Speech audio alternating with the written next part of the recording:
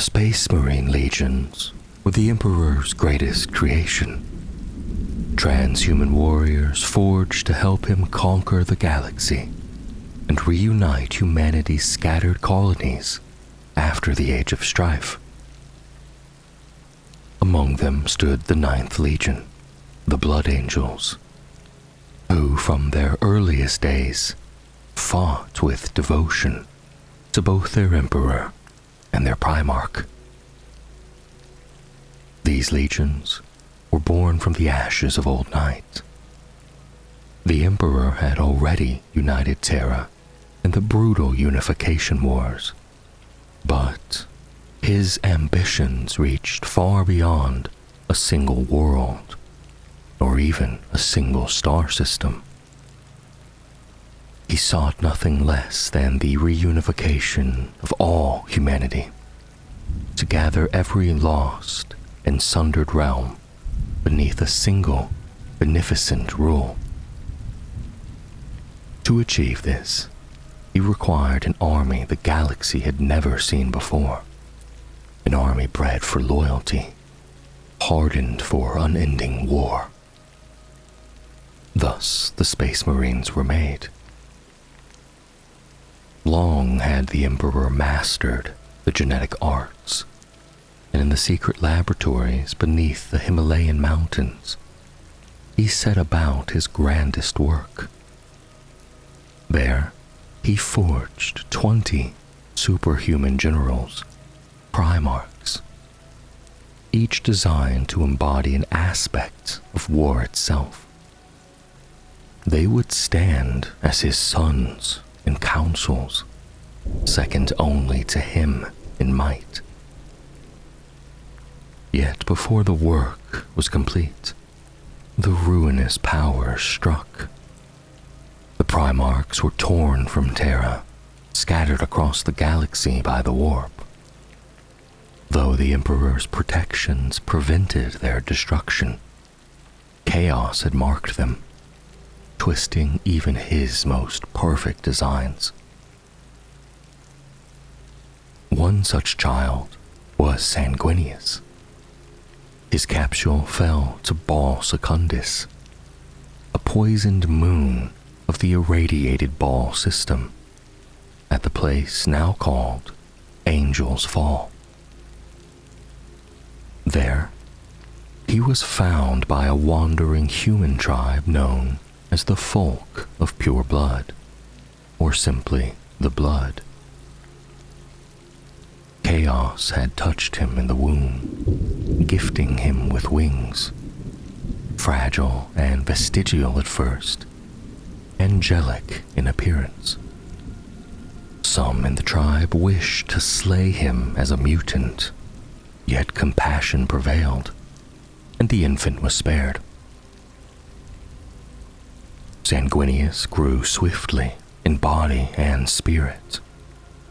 His soul was pure, his presence radiant, his very being a source of hope to those around him. In time, the tribes told parables and psalms of his youth, preserved by Blood Angels librarians in sacred shrines for millennia. From infancy, his growth was prodigious. After only 3 weeks, he stood as a toddler, walking and fearless. Legends say that at this age, he slew a giant fire scorpion with his bare hands.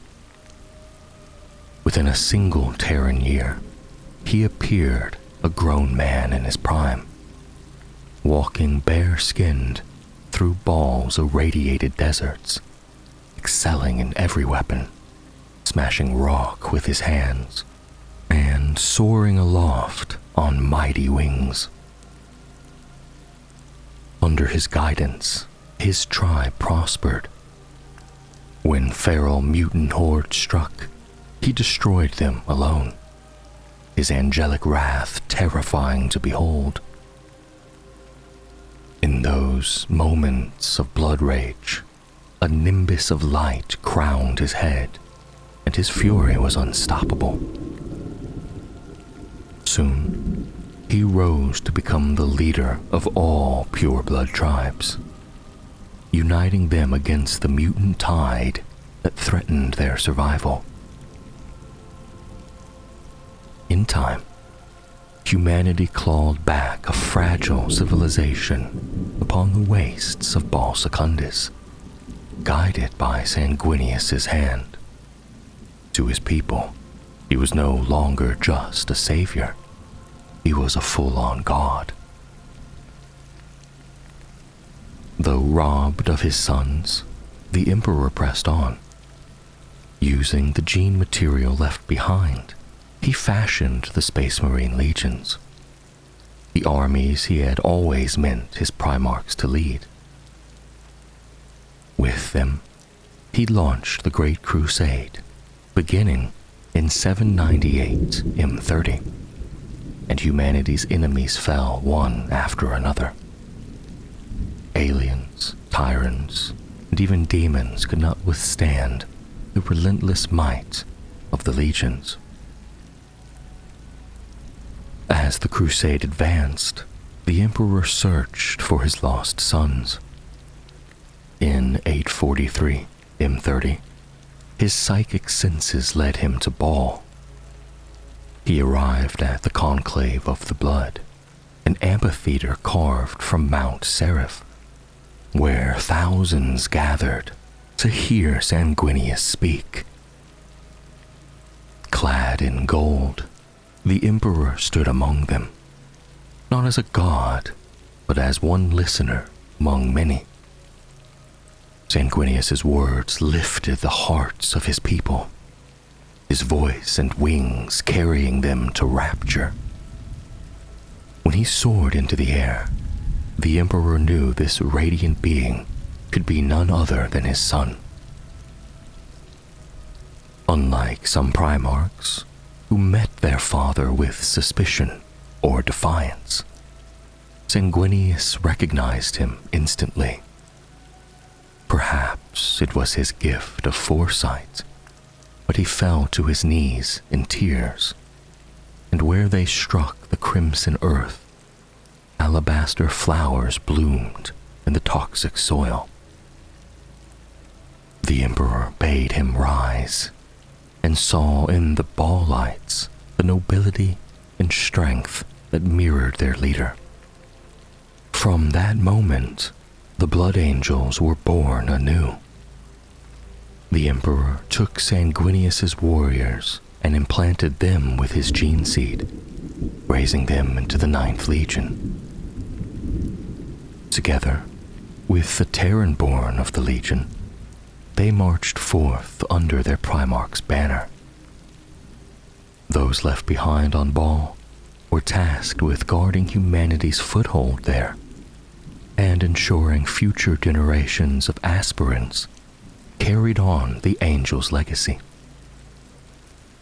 To this day, the Blood Angels still recruit from Baal's moons. Sanguinius himself was the noblest of the Primarchs. His artificer armor gleamed with intricate goldwork and etchings, across which a cloak of black dappled Carnadon fur lay draped, the pelt of his first great kill, earned beside his legion at Teghar Pentaris.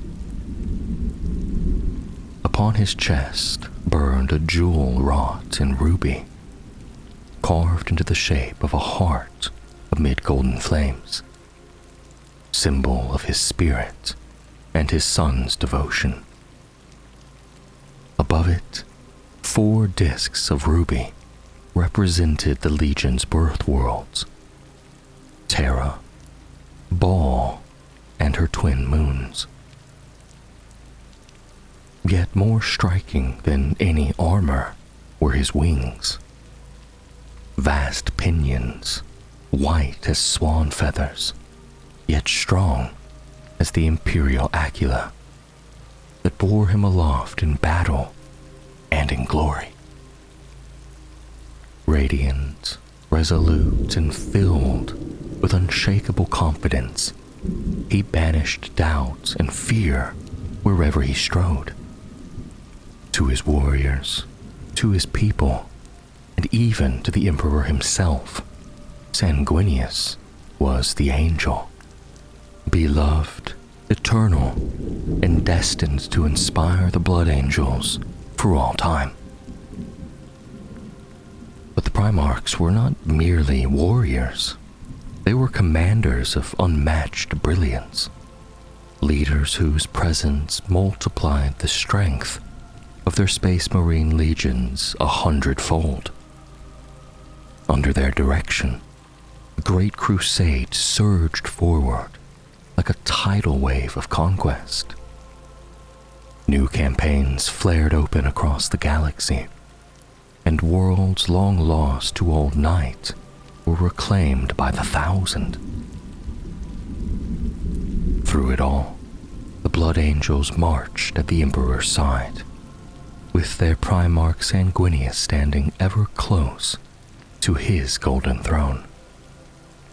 They served as his honor guard, both shield and sword, and soon the Ninth Legion's fiery nature earned them renown as devastating shock troops. Their reputation drew comparison and rivalry with the World Eaters, whose own nature was to unleash unbridled fury. Yet the Blood Angels were never as frenzied as their cousins, for Sanguinius's wisdom tempered their bloodlust, turning their fury into disciplined, surgical violence. Over decades of war, Sanguinius grew close to his brothers, among them Horus, Leman Russ, and Jagatai Khan were his kindred in spirit. In their legions, the Luna Wolves, Space Wolves, and White Scars fought alongside the Blood Angels often, forging bonds of blood and trust. Many called Sanguinius the noblest of the Primarchs, and he was ever welcome in the Emperor's inner council. Even Horus, the War Master himself, admitted, if only to himself, that there was a purity in Sanguinius that he could never equal. The angel carried a unity with their father that no other son could touch. Where other Primarchs pursued the crusade for glory or for the joy of battle, Sanguinius fought for something greater, the peace and prosperity he believed would follow. His vision mirrored the Emperor's own, a humanity united under the promise of a golden age. But that promise would never be fulfilled. As more Primarchs were discovered, the Emperor's burden grew heavier. His time was split, his focus divided. Increasingly, he turned to Horus, his most trusted son, to oversee the crusade. Horus excelled in the role, earning the loyalty of his brothers, the admiration of their legions. The high water mark of this age came at Ullanor. There, the Imperium launched a vast assault against the Orc Empire of the warlord Urlach Uruk. The final battle for Ullanor Prime was waged with overwhelming might.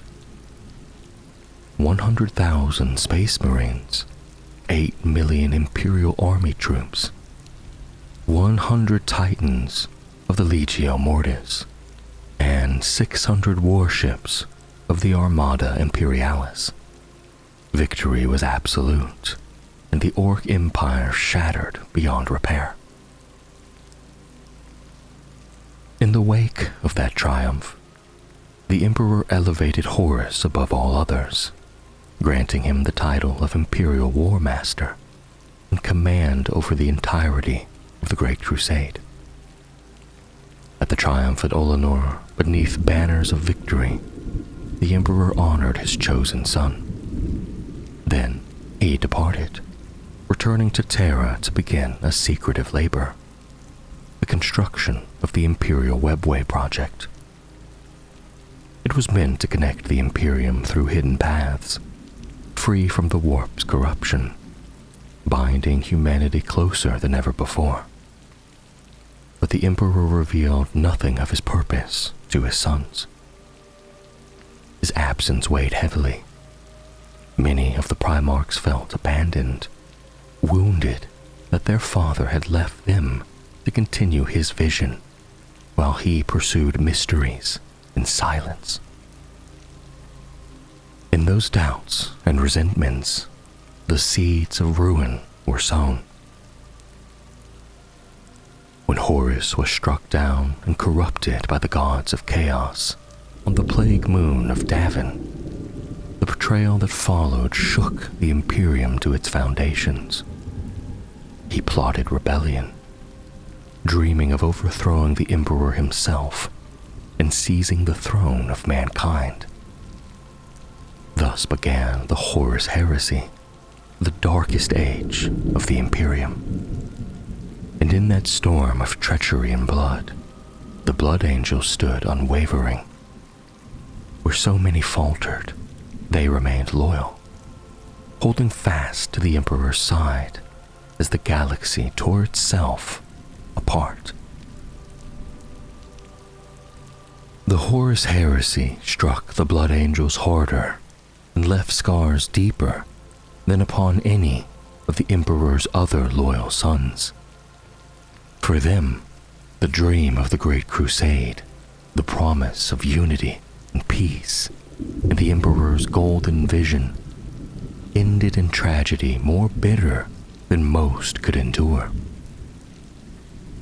Horus, war master of the Imperium, once the Emperor's most beloved son, turned to chaos. His betrayal was so profound that even 10 millennia later, the Imperium still bleeds from the wound. One by one, Horus bent or broke his brothers, turning them against their father, until after 9 years of war, the galaxy itself seemed aflame.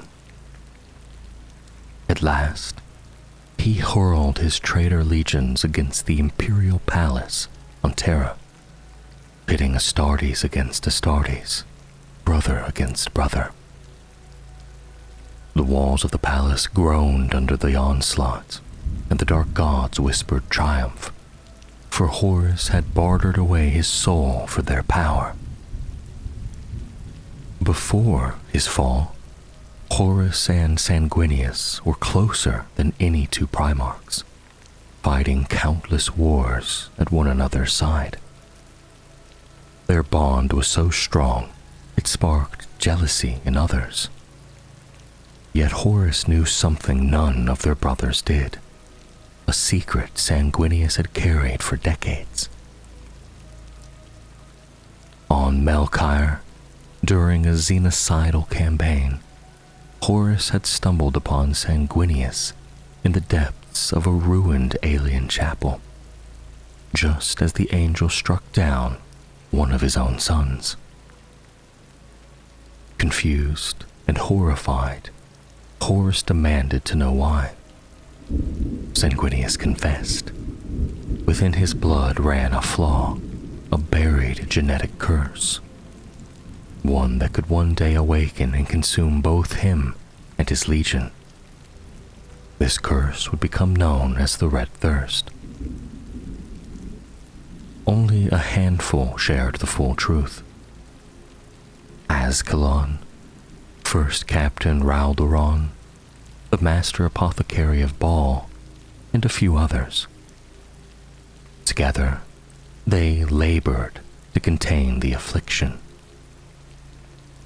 Horus, moved by his brother's trust, swore he would never reveal the secret, not even to the Emperor. He vowed to help Sanguinius find a cure, no matter how long it took. The vow would be twisted into a weapon. When Horus, corrupted by chaos, turned the knowledge of the flaw against the Blood Angels. In time, Horus found a way to exploit that curse. Masking betrayal with duty, he ordered the Ninth Legion to cleanse the Cygnus cluster, a system of 7 worlds and 15 moons of Xenos. To Sanguinius, this was simply another crusade. In truth, it was a trap. The Cygnus cluster was no longer a mortal realm, but a hell of demon worlds, ruled by Kyrus the Perverse, a greater demon of Slanesh. When the Blood Angels arrived, the warp itself struck out. Their navigators and astropaths were crippled or killed in this first psychic onslaught. Kyrus revealed himself in mocking grandeur, daring Sanguinius to take back the system from him. With no choice, the Blood Angels descended into battle.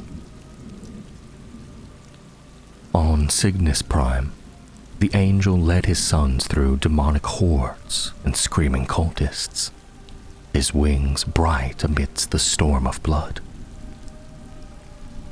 In the Cathedral of the Mark, he confronted not Kyrus, but Ka'Banda, the greater demon of Khorne, one of the Blood God's most infamous champions.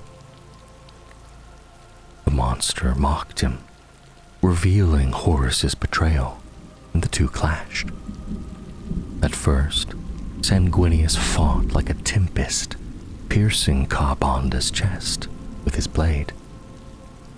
But the demon's whip crushed the angel's legs. His axe hurled him to the ground. In fury, Ka'Banda slaughtered 500 Blood Angels in a single sweep of his weapon. The psychic shock of their deaths broke Sanguinius's mind, casting him into unconsciousness. Driven mad with grief and fury, the sons of Baal hurled themselves into the demonic tide, destroying everything before them. They banished Kyrus, shattered Ka'Banda's armies, and tore Cygnus Prime free of chaos. Sanguinius, though wounded, healed swiftly, as all Primarchs did. But he swore vengeance on Ka'Banda, and when Rogaldorn's call came for aid in Terra's defense, the angel and his legion made haste. He now understood more clearly than most the true depth of Horus's treachery. The Blood Angels sought Terra, but the warp was in chaos, the ruin storm raging. Their navigators reached instead for the brightest psychic beacon they could find, believing it to be the Astronomicon. It was not. They emerged instead in Ultramar, drawn by the light of the Pharaohs on Sotha. Their arrival was no accident, but guided by the beacon itself. There, amidst the shining cobalt fleets of the 13th Legion, Sanguinius was welcomed by his brother Rebute Gilliman. The angel had not reached Terra, but he had reached Sanctuary, and in the realm of Ultramar, a new chapter of the heresy awaited. The ruin storm split the Imperium in two, severing light from light. In Ultramar, the Astronomicon was lost to the Tempest, and for several Terran years, no word came of the Emperor. Rebute Gilliman, Primarch of the Ultramarines, refused to let the great work die. He proclaimed a bulwark against the dark, Imperium Secundus, a realm to continue the war against the traitors and safeguard humanity's flame. When the Blood Angels emerged from the nightmare of Cygnus and reached Ultramar by the beacon of Sotha's Pharos, Guilliman named Sanguinius rightful heir to the Emperor and Imperator Regis of this second Imperium. Soon, the Dark Angels arrived as well, likewise guided by the Pharaohs. Lionel Johnson was made Lord Protector, master of all the realm's armies, a title in all but name equal of War Master. The foundation was stained at once. Conrad Kurz, the Night Haunter, had stowed away within the Dark Angel's flagship, the Invincible Reason. He slipped its hold and unleashed terror across Macragge, sowing chaos for its own sake. Cornered at last, Kurz sprang a trap. Explosives brought down an entire chapel on both Guilliman and the Lion. They survived only through the sudden intervention of warsmith Barbarous Dantioch of the Loyalist Iron Warriors, who, linked by the Pharaohs, reached through its portal and pulled the Primarchs to safety across the galaxy to Sotha. For 2 Terran years, the Lion hunted Kurz, while he and Guilliman clashed over the governance of Imperium Secundus. Security, dissent, and the rebels on Macragge, whom the Lion swore were Kurz's pawns. When a suicide bombing struck an Astartes convoy, the Lion imposed martial law with the First Legion. Convinced Kurz hid within Illyrium, he argued for an orbital saturation bombardment. Sanguinius and Guilliman refused to countenance such civilian losses. The Lion loosed the Dreadwing instead. At Alma Mons, the Lion finally met Kurz in brutal combat, and he won. When he demanded to know why his brother had turned from the Emperor, Kurz answered only, "Why not?" A monster in his mind, he said, that he could not stop. Unable to kill him, the Lion broke Kurz's spine across his knee and delivered the paralyzed Night Haunter to Sanguinius and Guilliman for judgment. At the Triumvirate, Kurz refused guilt. He claimed purpose, each Primarch an instrument, and he the embodiment of terror. He had only done what he was made to do. He then drove a wedge deeper, accusing the Lion of ordering orbital strikes in defiance of Guilliman's command. Rage flared. The Lion moved to kill Kurz, but Sanguinius's words stayed his hand. Guilliman, furious at the betrayal, seized the Lion sword and snapped it across his armored thigh. Sanguinius dismissed L. Johnson from the chamber and dissolved the Triumvirate. For violating the directive to spare civilians, the Lion was banished from Imperium Secundus. Within hours, the Dark Angels withdrew from Macragge. Brooding aboard the Invincible Reason, L. Johnson questioned decades of choices. As the fleet prepared to depart for Caliban, he returned to the chamber of the Tolchoka engine and ordered it to teleport him and Deathwing Lieutenant Holguin back to Macragge. Sanguinius was poised to execute Kurz when the Lion and Holguin appeared in a burst of translation. Troops rushed in. The Lion bade them stand down and spoke. Kurz foresaw his own death, he said, at the hands of an assassin sent by the Emperor. If true, the Emperor yet lived. Sanguinius recognized the weight of that claim, as he had had visions of his own, of death at Horus's hand. When Guilliman asked Kurz's fate, the lion knelt and swore to be his jailer.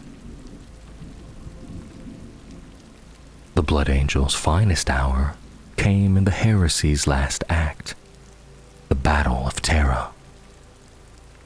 Many loyalist legions were delayed or scattered by the traitor's designs, but Rogel Dorn and the Imperial Fists had prepared the world as best they could. Jagatai Khan and the White Scars broke through to join the defense, despite a strangely ineffectual Alpha Legion strike. The Blood Angels also made the perilous jump, one of only 2 legions to reach Terra before the full storm of the traitor host. 3 Titan legions stood with them, and close to 2 million soldiers of the Imperial army. It was not enough. The palace shook. The Emperor could not stride the walls. Still, the Blood Angels held, shoulder to shoulder, with the Imperial Fists, Custodians, and Imperial army, their Primarch a blazing figure in the sanctified glass of the Sanctus Praetoria Imperator, battling demons whose whispers could unmake the will of 1,000 heroes. At the Eternity Wall spaceport, they bled in their hundreds, yet held firm. And before the Eternity Gate itself, Kabanda returned to settle the debt of Cygnus. The bloodthirster hurled Sanguinius to the stones and raised a killing blow. The angel rose instead, seized demon wrist and ankle, lifted and snapped the monster's spine across his knee.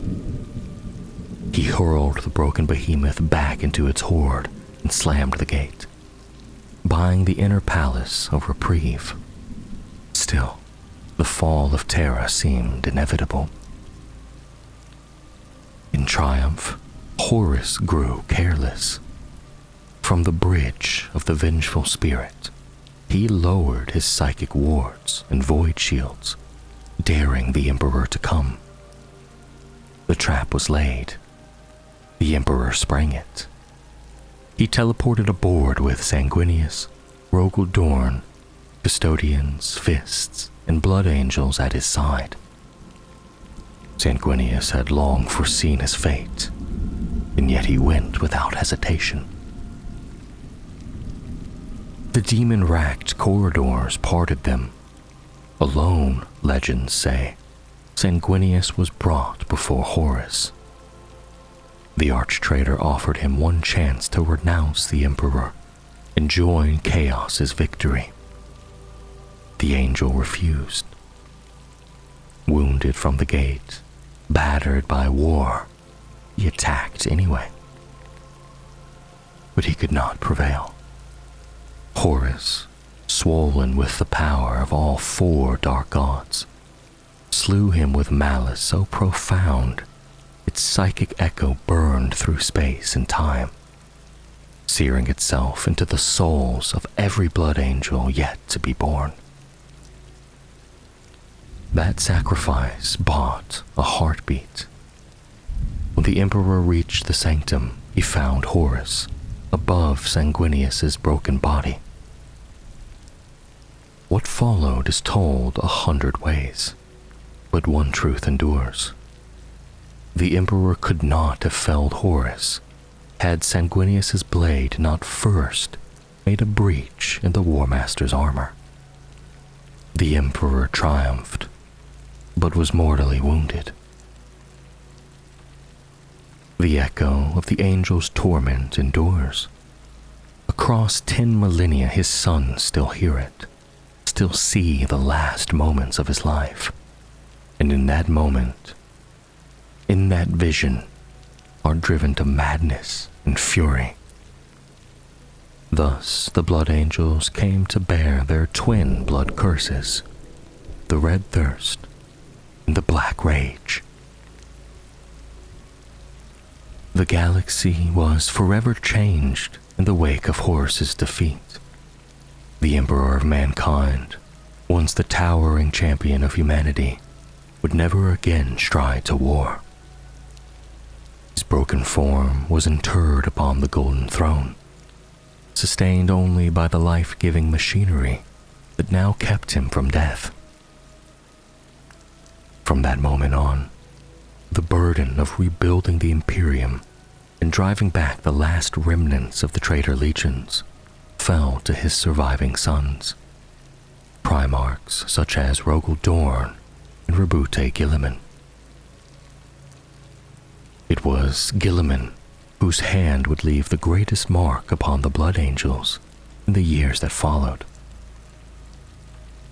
From his mind came the Codex Astartes, the great treatise that restructured the Space Marines forever. Guilliman decreed that never again should any one man hold command of an entire legion, for no mortal or even Primarch could be trusted with such devastating power. To ensure this, he demanded the legions be broken into smaller chapters of no more than 100,000 each an autonomous brotherhood. The edict struck like a blade through the legions. Many Primarchs rallied against it, seeing insult and distrust in Guilliman's decree. In that raw and dangerous time, when every wound was still fresh and suspicion lay heavy upon all, the Codex threatened to ignite another civil war. But Guilliman's will could not be denied. One by one, the Loyalist legions bent to his vision, and the age of the great legions ended. In their place rose the chapters of the Adeptus Astartes. For the Blood Angels, this was a cruel double wound. They had already lost their father, Sanguinius, to Horus's hand upon the vengeful spirit. Now, before they could grieve or replenish their terrible losses at Terra, their brotherhood was to be sundered. Worse still, within their ranks, the first stirrings of the flaw were awakened. The horrors of Cygnus Prime and the demons of Khorne and Slanesh had left deep scars upon their bodies and souls. When Sanguinius fell at Horus's hand, the psychic echo of his death reverberated through every one of his sons, branding them with a curse that could never be undone. From that moment, the red thirst stirred restlessly within them, and the black rage, visions of their Primarch's final sacrifice, tore at their minds. Though the heresy had ended, for the Blood Angels, their greatest trial had only just begun. Yet, even in grief, they'd endure. In the second founding, the shattered Ninth Legion was gathered beneath the council of Ascalon, the last survivor of the Sanguinary Guard. Accounts differ in detail, but all agree that it was Ascalon's wisdom that guided the sons of Sanguinius through this dark hour. Under his guidance, the survivors of the Legion were divided into a smaller number of chapters, each led by a champion of the Blood Angels. The successors carried forth the traditions and rites of the Ninth Legion, reshaped into new brotherhoods that bore fitting names.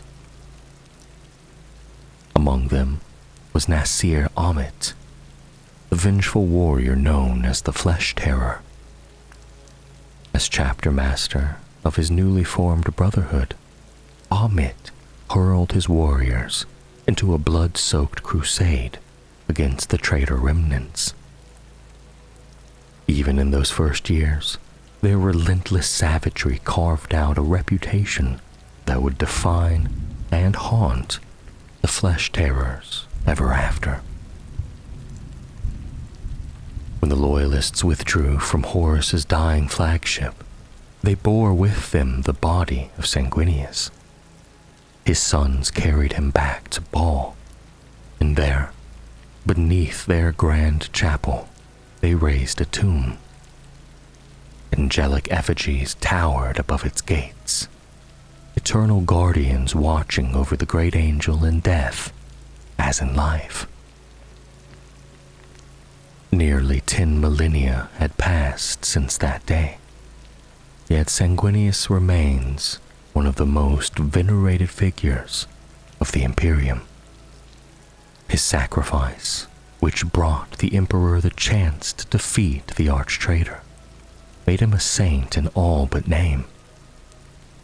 The common citizenry revere him as humanity's angelic protector, and chapels to Sanguinius stand beside the temples of the Emperor himself. His name is celebrated in the feast of the Sanguinala, when adepts across the Imperium wear the red badge of the angel upon their breast, in solemn remembrance of his sacrifice. But for all the reverence, the sons of Sanguinius carry a darker legacy. To this day, the Blood Angels and their successors are both feared and mistrusted, haunted by the horror of ancient events, and driven by a secret thirst that cannot be quenched and must never be revealed.